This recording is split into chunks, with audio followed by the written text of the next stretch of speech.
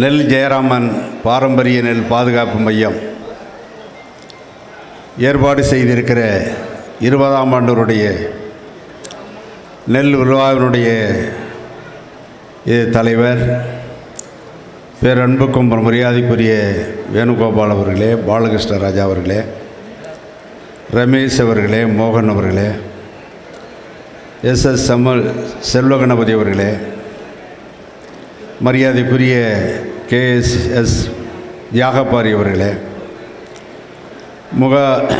மருது உமை மகேஸ்வரி அவர்களே, இந்த நிகழ்ச்சியிலே பங்கேற்று எனக்கு முன்பதாக உங்களிடத்தில் உரையாற்றிய நாடாளுமன்ற உறுப்பினர் பேரன்புக்கும் ஒரு மரியாதைக்குரிய வை செல்வராஜ் அவர்களே, திருத்துறைப்பூண்டியினுடைய சட்டப்பேரவை உறுப்பினர் தோழர் K மாரிமுத்து அவர்களே, இந்த நிகழ்ச்சியிலே பங்கேற்று எனக்கு பின்னால் உங்களிடத்தில் பல்வேறு விவரங்களை பகிர்ந்து கொள்வதற்கு வருகை தந்திருக்கிற இந்த நிகழ்ச்சியில் இருக்கக்கூடிய மற்றவர்களும் மேடையிலே பல பேர்கள் இருக்கிற காரணத்தினால் அந்த பட்டியலை நான் படிக்க வேண்டாம் என்று நான் கருதுகிறேன்.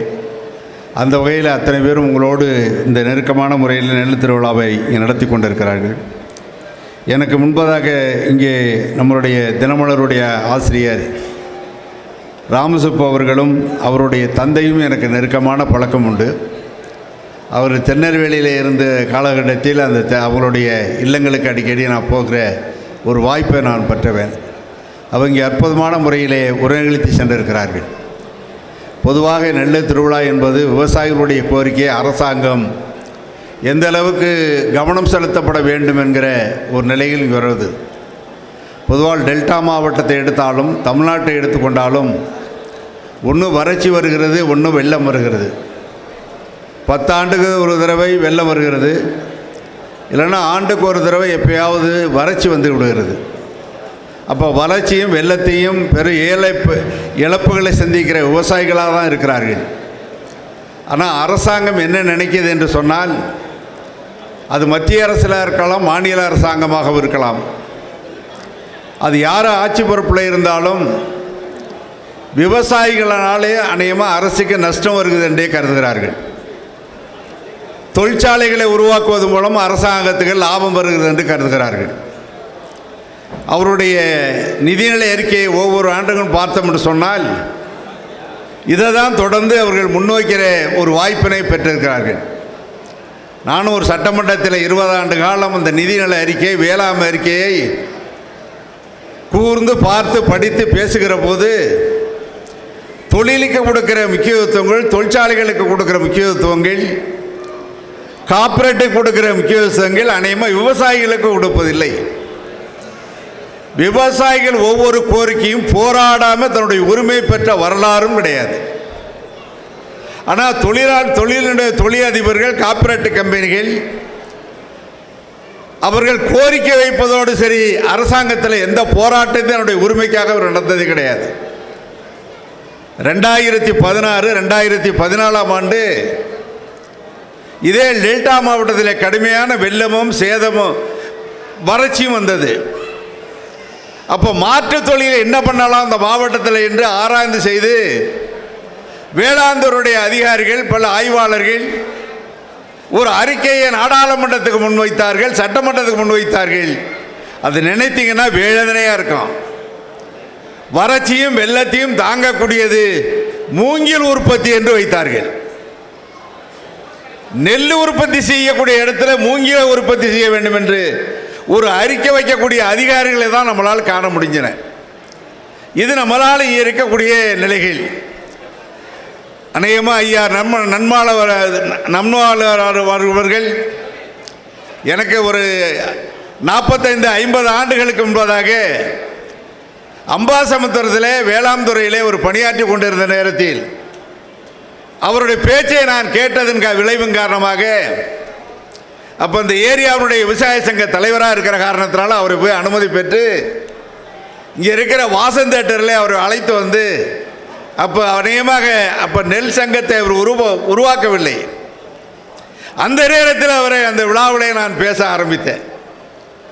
அந்த நேரத்தில் தான் தம்பி ஜெயராமன் அவர்கள் எங்களுடைய கிராமத்தை சேர்ந்தவர், நம்மாளோருடைய இந்த நிகழ்ச்சியிலே நானும் பங்கேற்க வேண்டும் என்று கேட்டபோது சரி வாங்க என்று அவர் அழைத்து வச்சு அவரோட நல்ல தொடர்புகளை ஏற்படுத்தியதனுடைய விளைவின் காரணமாக தொடர்ந்து அந்த நல்ல முயற்சியை நெல் ஜெயராமன் அவர்கள் தொடர்ந்து அதிதீவிரமாக செய்தார்கள். அது யாரும் மறக்க முடியாது. சிலர் பேசுவதோடு சரி, ஆனால் அந்த முயற்சிகளை தொடர்ந்து ஈடுபடுவதில் ஜெயராமன் மாதிரி அதில் இன்வால்வ் ஆன யாரையும் பார்க்க முடியாது. அவ்வளவு சிறப்பாக செய்தார்கள். அதுக்கு பிறகு நம்மாழ்வார் அவர்கள் வேதாரண்யத்திலிருந்து முதல்ல இந்த அமைப்பை உருவாக்குற போது வேதாரண்யத்திலிருந்து அநேகமாக ஒரு பெரிய பாத யாத்திரை தமிழ்நாடு பூரா மேற்கொண்டார். அதை துவக்கி வைத்தவன் நான். துவக்கி வைத்ததோடு மட்டுமல்ல, அவரோடு சேர்ந்து திருத்துறைப்பூண்டி வரலையும் விழாவை எடுத்து இதை சிறப்பாக கொண்டாட வேண்டும் என்று விரும்பியவன் நான். அன்றைக்கு சட்டமன்ற உறுப்பினராக இருந்த காரணத்தினால் அந்த வாய்ப்புகளை நான் அதை பயன்படுத்தி கொண்டேன். இங்கே மேனாந்து நம்முடைய சட்டமன்ற உறுப்பினர்கள், நாடாளுமன்ற உறுப்பினர்கள் வேளாண் உற்பத்தியில் ஏற்பட்டிருக்கிற கடனை பற்றி அவர்கள் சொன்னார்கள். நான் விவசாயிகளிடத்தில் முகத்தில் இந்த கடன் தள்ளுபடின்னு சொன்னோடனே ஒரு மகிழ்ச்சி தெரிஞ்சுது, சிரிப்பு தெரிஞ்சுது. எப்போ ஆகும் என்று முகத்திலேயே அது வந்து கடன் தள்ளுபடிக்காக ஒரு சிறப்பு தெரிந்தது. கலைஞர் அவர்கள் முதலமைச்சர் இருக்கும்போது 7000 கோடி தள்ளுபடி. சட்டமன்றத்தை பல தடவை உரையாற்றினேன். அப்போ அவர் கேட்டார், இந்தியாவில் இப்படி ஒரு மாநிலத்தில் எந்த மாநிலத்தையாவது கடன் தள்ளுபடி இருக்கா என்று இடத்துல கேட்டார். நான் என்ன செய்வது, அடுத்த பதில் என்ன சொல்வது என்று கருதி கொண்ட நேரத்தில் தான் சொன்னேன், இந்தியாவிலேயே தமிழ்நாடு முன்னுதாரணமாக இருக்கிற ஒரு மாநிலம், இதிலேயே தமிழ்நாடு முதலமைச்சர் முன்மாதிரியாக கொண்டு வர வேண்டும் என்று கேட்டேன். அவருக்கு சரியான பதில் கொடுத்ததுனால யோசித்து 7000 கோடி ரூபாயை அன்றைக்கு தள்ளுபடி செய்தார். இன்றைக்கு கூட தள்ளுபடி வருது. ஒரு விஷயத்தை நம்மளுடைய விவசாய சங்கத்துடைய பிரதிநிதிகளாம் தெரிந்து கொள்ள வேண்டும் என்று கருதி கூறுகிறேன். 2016 பெரிய வறட்சி, 2017 கடுமையான வெள்ளம். அன்றைக்கு முதலமைச்சராக இருந்தவர் மாண்புமிகு ஓ பன்னீர்செல்வம் முதலமைச்சராக இருந்தார். இந்த கடனை என்ன செய்யலாம் என்று யோசிக்கிற போதுதான் அவர் இந்த கடனை மத்திய கால கடனாக மாற்றினார்.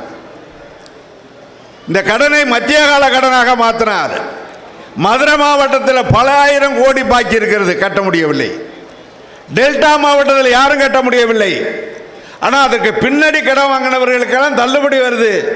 முன்னாடி கடனை வாங்கி ஒத்தி வைக்கப்பட்டதுக்கெல்லாம் தள்ளுபடி இல்லை.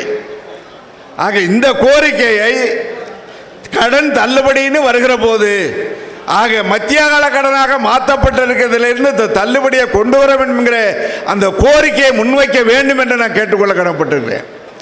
இல்லை என்றால் விவசாயிகளுக்கு எந்த நன்மையும் இருக்காது. விவசாயிகள் என்று சொன்னால் ஏளனமாக பார்க்கக்கூடிய ஒரு நிலை நம்மளுடைய நாடு, நம்முடைய தேசத்தில் இருக்கிறது. அந்த வகையில் தான் இந்த நெல் திருவிழாவிலே முக்கியமாக நம்முடைய மரியாதைக்குரிய ஜெயராமன் அவர்கள் பெயரால் நடைபெறுகிற இந்த விழாவிலே மாண்புமிகு சட்டமன்ற உறுப்பினர் சொன்னதைப் போல இந்த அரசிடத்திலையும் கடன் தள்ளுபடியை ஒரு கோரிக்கை முன்வைக்க வேண்டியிருக்கிறது. மகாராஷ்டிராவை போல நிலத்தை அளவுகோலாக வைக்கக்கூடாது. அதான் இங்கே சொன்னார் இல்லையா நாடாளுமன்ற உறுப்பினர், நிலத்தை அளவுகோலாக வைக்கக்கூடாது. கடன் வாங்கினாருக்கு அவருக்கு இவ்வளோதான் தள்ளுபடின்னு ஒரு லிஸ்ட் வைக்கணும். என்ன நிலம் அளவுகோல்? ஒருத்தருக்கு 50 ஏக்கர் இருக்கலாம், ஒருத்தருக்கு 20 ஏக்கர் இருக்கலாம், ஒருத்தருக்கு சாதாரண 5 ஏக்கர் இருக்கலாம். ஆக பெரிய விவசாயி பெரிய அளவுக்கு செலவு பண்ணுகிறார், சிறிய விவசாயி சிறிய வகையில் செலவு பண்ணுகிறார். அவருக்கு போய் நிலத்தான் சீலிங்க, நிலம் சீலிங்க அல்ல, பணம் தான் சீலிங்கு. அப்போ பணம் யார் கடன் வாங்கியிருக்காரோ அவருக்கு இவ்வளவு கடனை தள்ளுபடி செய்ய வேண்டும் என்கிற கோரிக்கையை நம்ம இங்கே வந்திருக்கிற விவசாயிகளும் வலியுறுத்த வேண்டும் என்று கேட்டு இந்த நல்ல விழாவிலே கலந்து கொண்டு பேசுகிற ஒரு வாய்ப்பை தந்த அநேகமாக இந்த வேளாண் குழுக்களுக்கும் அதனுடைய தலைவருக்கும் நன்றி கூறி என்னுடைய வார்த்தையை நிறைவு செய்கிறேன். நன்றி, வணக்கம்.